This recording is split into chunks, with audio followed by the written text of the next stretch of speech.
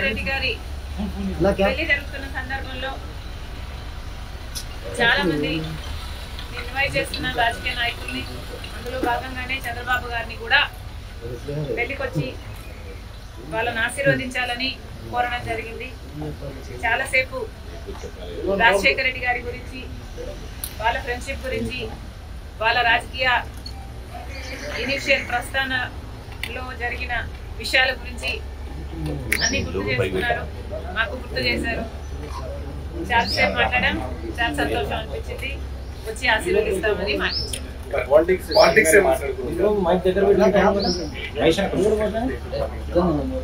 లేదమ్మా, actually mostly Rajasekhara Reddy గారి గురించే ఆయన ప్రస్తావించారు.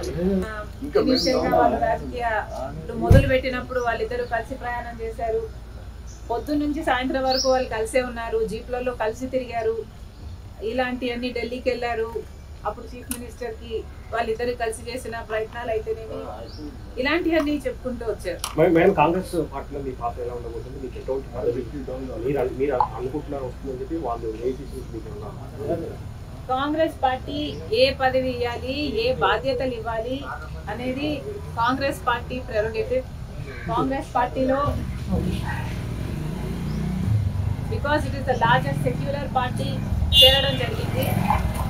రాహుల్ గాంధీ గారు ప్రధానమంత్రి అయితేనే మన దేశానికి మంచి జరుగుతుందని, కమ్యూనల్ వైలెన్స్లు తగ్గుతాయని రాజశేఖర రెడ్డి గారే రాహుల్ గాంధీని ప్రధానమంత్రిని మనస్ఫూర్తిగా చేసుకోవాలి అనుకున్నారు. కాబట్టి అదే జరగాలి, అది జరిగితేనే మన దేశానికి మంచి జరుగుతుంది అని చేరడం జరిగింది. ఇంకొకసారి చేరిన తర్వాత వాళ్ళ చేతుల్లో మనం పెట్టుకున్న తర్వాత వాళ్ళు ఎలా ఆదేశిస్తే అది నమ్మకంగా చేయాల్సి ఉంటుంది.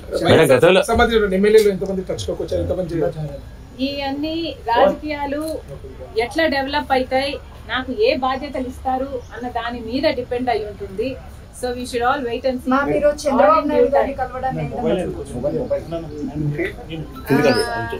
చంద్రబాబు గారిని చూడని ఏ విధంగా కలవడం ఏ విధంగా చూడొచ్చు అంటే, మామూలుగానే ఒక ఫ్రెండ్లీ ఎన్వైరన్మెంట్ లో అందరం చూస్తే బాగుంటది. నేను లోకేష్ గారు ఒక ట్వీట్ నాకు రిప్లై చేశారు.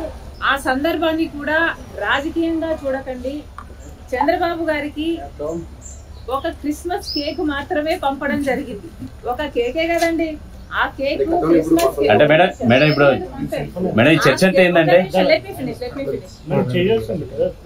ఆ కేక్ కూడా మేము ఒక చంద్రబాబు గారికే పంపలేదు, ఇక్కడ కేటీఆర్ గారికి, కవిత గారికి, హరీష్ రావు గారికి, ఇట్లాంటి వాళ్ళకు కూడా పంపడం జరిగింది. యాక్చువల్లీ ద బ్యాక్గ్రౌండ్ ఇస్, రాజకీయాలు అన్నది జీవితాలు కాదు, రాజకీయం అన్నది మా ప్రొఫెషన్. మేము ప్రజల కోసం చేస్తున్న ఒక సర్వీస్. ఆ క్రమంలో మేమందరము ఒకరిని ఒకరు మాటలు అనుకుంటుంటాం. మేము రాజకీయ ప్రత్యర్థులం కాబట్టి అనుకోవాల్సి వస్తుంది, అనాల్సి వస్తుంది. అలాంటి బిటర్ని ఒక పండగ వస్తేనో ఏదైనా పెళ్ళి వస్తేనో వాళ్ళకు ఒక కేక్ పంపిస్తే ఆన్ అ ఫ్రెండ్లీ నోట్, పర్సనల్గా బిటర్నెస్ ఉండకూడదు, అందరం ఫ్రెండ్లీగా ప్రజల కోసం పని చేయాలి అన్నది కాన్సెప్ట్.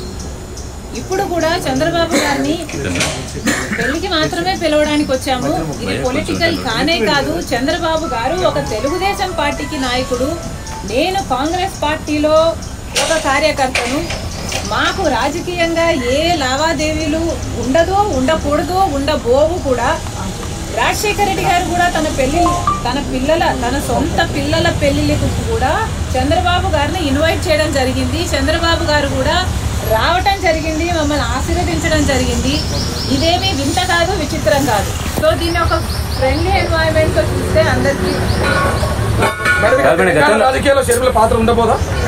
కాంగ్రెస్ పార్టీలో మనం పెట్టుకున్న తర్వాత కాంగ్రెస్ పార్టీ ఏ బాధ్యతలు అప్పచెప్పినా ఆ బాధ్యతలు నేను నమ్మకంగా చేస్తానని ఆ రోజు చెప్పాను, ఈ రోజు చెప్పాను. మేడం ఫ్రెండ్లీ రాజకీయాలు, మేడం మీరు ఫ్రెండ్లీ రాజకీయాలు కోరుతున్నారు. ఇప్పుడు అంతా ఫ్రెండ్లీ రాజకీయం ఉందా మేడం? ఒకవైపు మీ సోదరుడితో చంద్రబాబు నాయుడికి వైరం ఉంది, మీరేమో రాజకీయాలు అలా ఉండకూడదు అంటున్నారు. ఎట్లా మేడం? Not condoning anything. ఇలా ఉన్నాయి రాజకీయాలు అని నేను మీకు చెప్పనవసరం లేదు, మీ అందరు కూడా చూస్తున్నారు. కానీ ఫ్రెండ్లీగా ఉండాలి. మనం అందరము కూడా ప్రజల కోసం ఉన్నాం. ఏ వేదిక అన్నది ప్రజలకు తెలుసు. ఏ ప్లాట్ఫామ్ని మనం ఎంచుకున్నా, ఏ పార్టీని మనం ఎంచుకున్నా ఉన్నది మాత్రం ప్రజల కోసం. సో ప్రజల కోసం నమ్మకంగా పనిచేద్దాం. పార్టీలు ఉన్నది, లీడర్లు ఉన్నది ప్రజల కోసం, స్వార్థం కోసం కాదు అన్నది నాది. చంద్రబాబు నాయుడుకి